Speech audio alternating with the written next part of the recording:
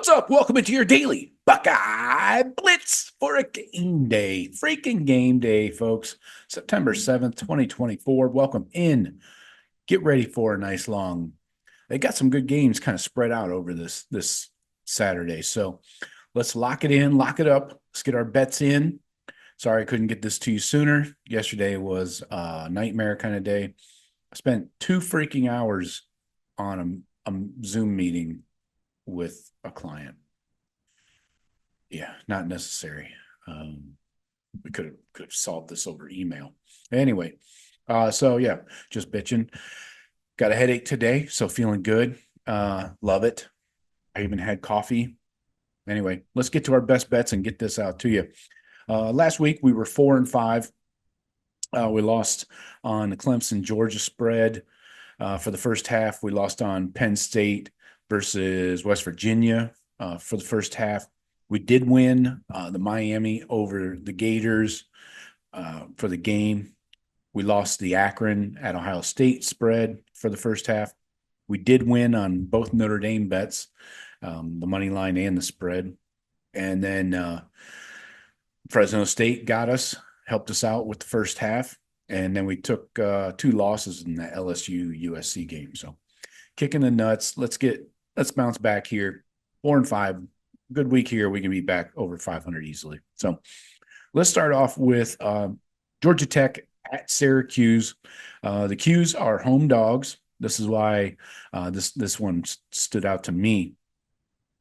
So all 5 meetings between these two have come since 2001. The Qs is 1-4 straight up, 3-2 against the spread in the series. So the Qs trailed 24-3 in the third quarter. What was it, last year? Oh, yeah, last time they played. So they got within 24-22, and G-Tech scored to win 31-22. But anyways, this game this year, this is for the game spread. Qs 3-point dogs in their own dome, their own home, their own whatever barn. Is that thing air conditioned, by the way? I hope so. Anyway, Syracuse, I'm taking the Qs +3. Our guy, Honda McCord, gets it done against Georgia Tech. I think Georgia Tech's flying a little high for my taste. I think they're coming back down to earth now. Some of that high altitude, they're still buzzing from the flight back from Dublin. So I take the Qs +3. McCord slings it around the yard, gets it done. Next up, the Corn Bowl, the Cyhawk Trophy. Iowa State at Iowa. That's key. I feel the home team always has the advantage in this rivalry game. 71st meeting between these two schools that are not very far apart. Iowa's 47-23. And last year, Iowa was favored by 3 as well. They were -55 yards and -10 first downs. But they got a pick 6, gave them the victory 20-13. So this year, I got a 2.5-point spread for the game.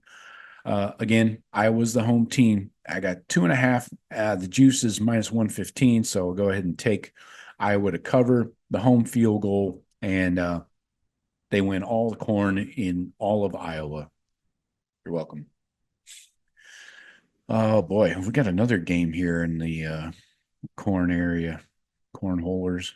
But the noon game, Texas versus Michigan, the big one, the cheaters. Michigan lost 38-37 to Texas in the 2005 Rose Bowl. That was their only other meeting. This is Michigan's first regular season non-conference game versus a Power 4 since 2021. That was Washington. That was won by the cheaters 31-10. Wonder if they were cheating back then. Probably. Seems like it. So I got a couple bets on this game. 3 of them, actually. I got the over 9.5 for the first quarter. So that's for the total. So the score total over 9.5 for the first quarter. So they need to combine for 10 points. Then I also got Texas for the game minus 6.5. So win by a touchdown.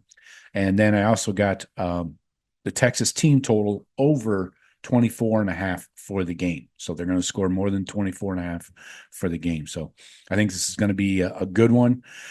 If Texas can get that running game moving, start leaning on the cheaters, this could get ugly for the cheaters. And if the receivers and Quinn Ewers are in sync and moving the ball, it's cancel Christmas, because Michigan cannot score 24 points. There's no freaking way in hell.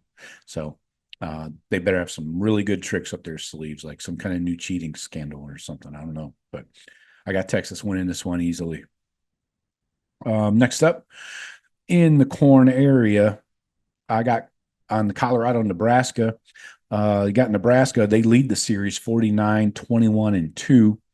Last year, Nebraska pulled within 13-7 in the third quarter before Colorado scored 23 unanswered points. So I got Colorado.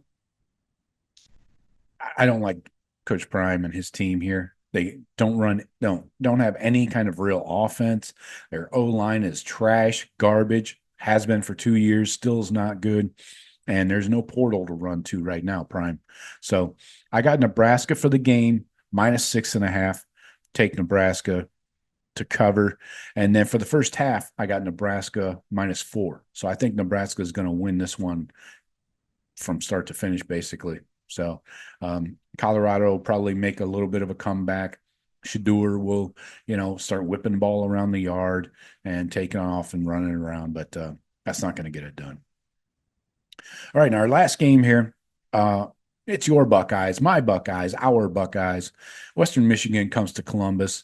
Weather does not look like it's going to be a factor. It looks like it might cool down later in the evening, but the Buckeyes won the only other time these two teams met, 38-12. The Buckeyes won in 2015. They've won their last 3 versus MAC teams by a combined score of 212 and 33. That does not include the Akron game, but 212-33. So I'm taking the Buckeyes minus 37.5 for the game to cover that. And then I'm also taking the Buckeyes minus 23.5 for the first half. I think the Buckeyes are going to come out in much, much cleaner execution right out of the gate. They score first, they score often, and they just march up and down the field on this Broncos team.